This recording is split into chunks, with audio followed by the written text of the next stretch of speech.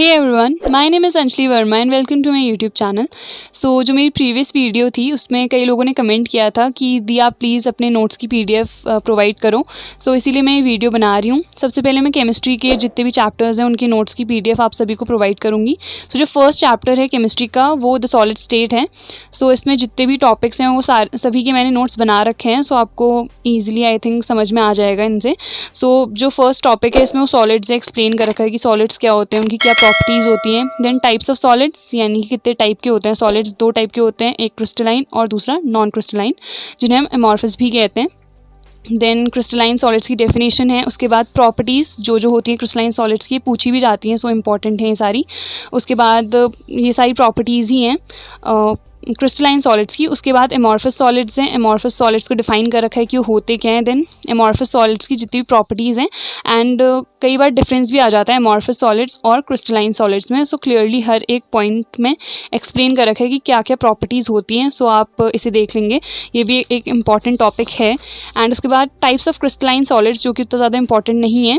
On the basis of intermolecular forces यानी कि जो फोर्स ऑफ अट्रैक्शन एक्ट कर रहा है क्रिस्टलाइन सॉलिड्स के मॉलिक्यूल्स के बीच में, उसी बेसिस पे इसे कैटेगराइज किया गया है। Then molecular solids, ionic, metallic and covalent solids. फिर जो मॉलिक्यूलर सॉलिड्स हैं आपके वो भी फर्दर 3 टाइप के हो जाते हैं, पोलर, नॉन पोलर और हाइड्रोजन बॉन्डेड। सो ये भी सारा पूरा एक्सप्लेन कर रखा है। देन आयनिक सॉलिड्स क्या क्या डेफिनेशन होगी, उसकी क्या प्रॉपर्टीज़ होगी, वो भी एक्सप्लेन कर रखा है। देन उसके बाद मेटलिक सॉलिड्स, मेटलिक सॉलिड्स में आपके इतना टॉपिक आ गया। उसके बाद कोवलेंट या फिर नेटवर्क सॉलिड्स, उसमें भी पूरा एक्सप्लेन कर रखा है। अगर आप चाहते हो मैं एक डिटेल्ड एक्सप्लेनेशन वीडियो बनाऊं जिसमें मैं डिटेल में एक्सप्लेन करूं आपको जितने भी टॉपिक्स हैं, सो आप कमेंट कर सकते हो। If I get time so surely मैं वीडियो अपलोड करूँगी आपके लिए। देन उसके बाद crystal lattice and unit cell, ये एक इंपॉर्टेंट टॉपिक है। क्रिस्टल लैटिस क्या होता है, एक यूनिट सेल क्या होती है, किस तरह से एक यूनिट सेल को बनाया जाता है, वो सब यहाँ पर एक्सप्लेन कर रखा है। जितनी भी यूनिट सेल्स होती हैं उनको अगर हम 3 डायमेंशनल अरेंजमेंट में ज्वाइन कर देते हैं तो एक क्रिस्टल लैटिस फॉर्म होता है। एंड यूनिट सेल उस क्रिस्टल लैटिस का स्मॉलेस्ट पार्ट होती है। सो उसके बाद यूनिट सेल को हम किस तरह से डिफाइन करते हैं, ये एक यूनिट सेल है। इस यूनिट सेल में ये जो आपकी ABC हैं ये सारी एज लेंथ्स हैं and alpha beta gamma actual angles हैं। सो वो भी एक्सप्लेन कर रखा है यहाँ पे। एंड फर्दर आपकी जो यूनिट सेल्स हैं वो 2 टाइप की होती हैं, प्रिमिटिव और सेंटर्ड, क्या डेफिनेशन है वो भी यहाँ पे एक्सप्लेन किया गया है। एंड जो सेंटर्ड यूनिट सेल्स हैं वो भी फर्दर 3 टाइप की हो जाती हैं, बॉडी सेंटर्ड, फेस सेंटर्ड और एंड सेंटर्ड। सो यहाँ पे बॉडी सेंटर्ड सेल की डेफिनेशन है एंड एक बॉडी सेंटर्ड सेल किस तरह से दिखती है वो यहाँ पे उसका डायग्राम है। Then face centred cell and end centred cell, उनके भी डायग्राम्स यहाँ पे बना रखे हैं। एंड एज लेंथ का मतलब क्या होता है कि अगर कोई भी 2 कॉर्नर्स हैं एक यूनिट सेल में, उनके बीच का डिस्टेंस, यानी ये एक यूनिट सेल है तो यहाँ पे 2 ये कॉर्नर्स हैं तो इन दोनों के बीच का जो डिस्टेंस है वो एज लेंथ कहलाएगी। जनरली ए से ही रिप्रेजेंट करते हैं जितने न्यूमेरिकल्स आप आगे करोगे। एंड देन उसके बाद जो प्रिमिटिव यूनिट सेल हैं वो भी 7 टाइप की होती हैं। क्या क्या है वो सारे यहाँ पे एक्सप्लेन किया गया। इनके एग्जाम्पल्स भी आप NCERT में देख सकते हो, सब वहाँ पर क्लियरली मैंशन किया गया है। सो यहाँ पर मैंने भी लिख रखे हैं एग्जाम्पल्स, आप वो भी देख सकते हो। एंड उसके बाद calculation of number of particles per unit cell. Now ये बहुत इंपॉर्टेंट टॉपिक है कि एक क्यूबिक यूनिट सेल में कितने number of particles per unit cell होते हैं, BCC में, FCC में कितने होते हैं। सो ये एक इंपॉर्टेंट टॉपिक है। नंबर आप याद कर लो, डेरिवेशन याद नहीं भी करोगे तो चल जाता है, बट लाइक सिंपल या फिर प्रिमिटिव क्यूबिक यूनिट सेल में number of particles per unit cell Z से इसे रिप्रेजेंट करते हैं। इसमें Z की वैल्यू 1 होती है, BCC में Z की वैल्यू 2 होती है ये। And if I talk about FCC तो उसमें 4 हो जाती है, लाइक यहाँ पे लिखा है कि number of particles in FCC 4 होता है। एंड उसके बाद बाकी भी कई सारे टॉपिक्स हैं जो यहाँ पे एक्सप्लेन कर रखे हैं, like packing efficiency. Packing efficiency का मतलब होता है कि कितनी % ऑफ स्पेस ऑक्यूपाई कर रखी है पार्टिकल्स ने एक सॉलिड में। जितनी ज़्यादा आपकी पैकिंग एफिशिएंसी होगी उतना ज़्यादा क्लोजली पार्टिकल्स होंगे एक सॉलिड में।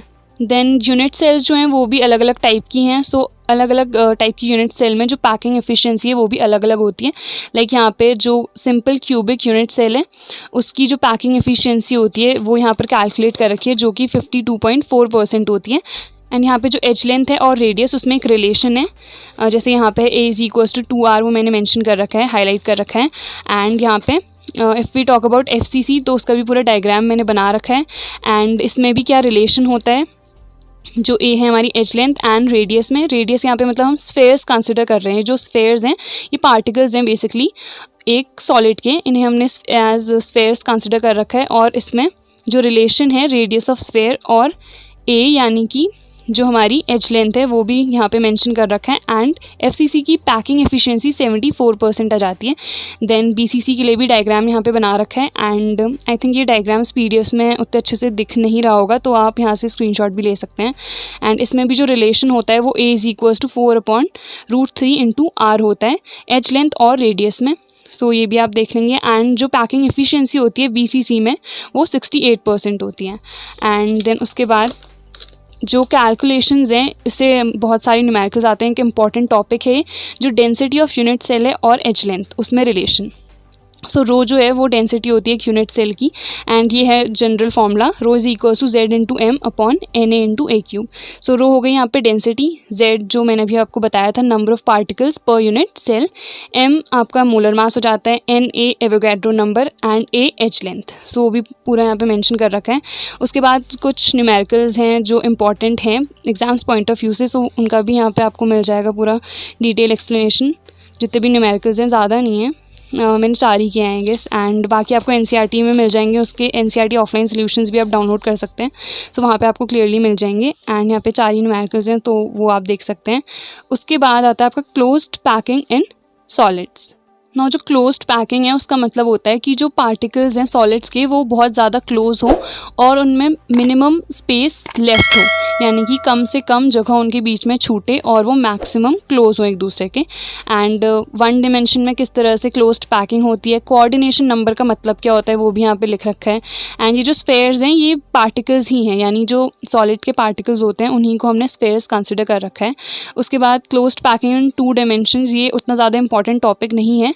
तो अगर आप चाहते हो कि मैं प्रॉपरली डिटेल में एक्सप्लेन करूँ हर एक टॉपिक तो आप कमेंट कर सकते हो। बट फिलहाल एक नटशेल में मैं आपको बता रही हूँ कि क्या टॉपिक इंपॉर्टेंट है, किस टॉपिक के अंदर क्या क्या है।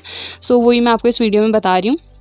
सो लोग क्लोज्ड पैकिंग इन 2 डिमेंशंस, यानी कि 2 डिमेंशन में किस तरह से पैकिंग होती है पार्टिकल्स की एक सॉलिड के अंदर। सो यहाँ पे एक होती है स्क्वायर क्लोज्ड पैकिंग, उसका डायग्राम कुछ इस तरह से है। एंड दूसरी हेक्सागोनल क्लोज्ड पैकिंग, सो उसका भी डायग्राम आपको मिल जाएगा यहाँ पे। ये उतना ज़्यादा इंपॉर्टेंट टॉपिक नहीं है, बाकी इसमें सब लिख रखा है, आप पढ़ सकते हो उसे, बट उतना ज़्यादा इंपॉर्टेंट ये नहीं है। एंड उसके बाद क्लोज्ड पैकिंग इन 3 डायमेंशंस की, 3 डायमेंशंस में किस तरह से क्लोज्ड पैकिंग होती है एक सॉलिड के अंदर।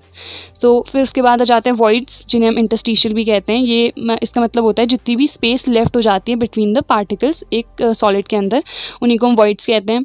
2 टाइप के वॉइड्स होते हैं, टेट्राहेड्रल एंड ऑक्टाहेड्रल। सो इसमें क्या क्या डेफिनेशन होती है, किस तरह से डायग्राम्स हैं वो भी यहाँ पे बना रखे हैं, आप देख सकते हैं इन्हें। उसके बाद 3 डायमेंशनल क्लोज्ड पैकिंग का ही है यहाँ पे, जो कि उतना ज़्यादा इंपॉर्टेंट टॉपिक नहीं है, बट आप एक बार ज़रूर पढ़ सकते हैं। तो किस तरह से पैकिंग होती है 3 डायमेंशन में वो पूरा एक्सप्लेन कर रखा है। तो यहाँ पे जितने भी टॉपिक्स हैं वो सारे आप पढ़ सकते हो, पीडीएफ में आपको ये सारी टॉपिक्स मिल जाएंगे ये। एंड उसके बाद जो इम्पॉर्टेंट टॉपिक है वो इम्परफेक्शंस हैं, यानी क्या क्या डिफेक्ट्स होते हैं सॉलिड में। सो 2 टाइप के होते हैं, पॉइंट और लाइन। आपके कोर्स में पॉइंट डिफेक्ट ही है। सो जो पॉइंट डिफेक्ट्स होते हैं वो भी फर्दर 3 टाइप के हो जाते हैं, stoichiometric, non stoichiometric and impurity defect. So यहाँ पे स्टाइक्योमेट्रिक डिफेक्ट भी फर्दर 4 टाइप के होते हैं basically, vacancy, interstitial and Frenkel and Schottky की। ये जो फ्रैंकल एंड शॉर्ट की डिफेक्ट है बहुत ज़्यादा इंपॉर्टेंट है, बहुत ज़्यादा बार पूछा जाता है। And the most important question यहाँ पे ये पूछा जाता है कि ऐसा कौन सा एक कंपाउंड है जो कि फ्रैंकल और शॉर्ट की दोनों ही डिफेक्ट को शो करता है। सो उसका आंसर AgBr है। सो वो भी पूरा मेंशन कर रखा है यहाँ पे। एंड उसके बाद यहाँ पे नॉन स्टाइक्योमेट्रिक डिफेक्ट्स क्या क्या होते हैं, मेटल एक्सेस डिफेक्ट और मेटल डिफिशिएंसी डिफेक्ट, तो वो भी आप देख सकते हैं। यहाँ पे पूरे आपको नोट्स मिल जाएंगे, PDF उनकी मिल जाएगी डिस्क्रिप्शन बॉक्स में, आप वहाँ से जाके इन्हें डाउनलोड कर सकते हैं।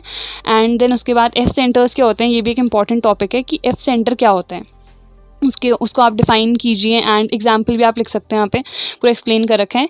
देन मेटल डिफिशिएंसी डिफेक्ट किस तरह से हो सकता है वो सब यहाँ पे एक्सप्लेन कर रखा है। एंड देन उसके बाद इम्प्योरिटी डिफेक्ट की, इम्प्योरिटी डिफेक्ट किस तरह से हो जाते हैं, तो ये आपका फिज़िक्स में भी टॉपिक है जो कि सेमीकंडक्टर्स वाले चैप्टर में है। सो ये तो इजी है, ज़्यादा टफ नहीं है।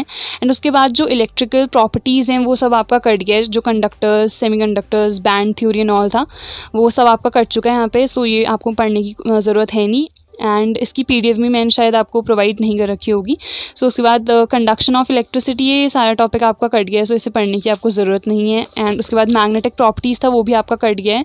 एंड ये जितने भी टॉपिक हैं ये सारे कट गए हैं। एंड जो इंपॉर्टेंट टॉपिक्स थे वो मैंने आपको इस वीडियो में बता दिए हैं। सो आई होप आपको ये वीडियो यूज़फुल लगी हो। Next video I think most probably मैं कल अपलोड कर दूँगी for the chapter solutions. So I hope आपको ये वीडियो यूज़फुल लगी हो। Don't forget to like this video, share it with your friends, and अगर आप चैनल पर नए हैं तो subscribe to my channel. And thanks for watching.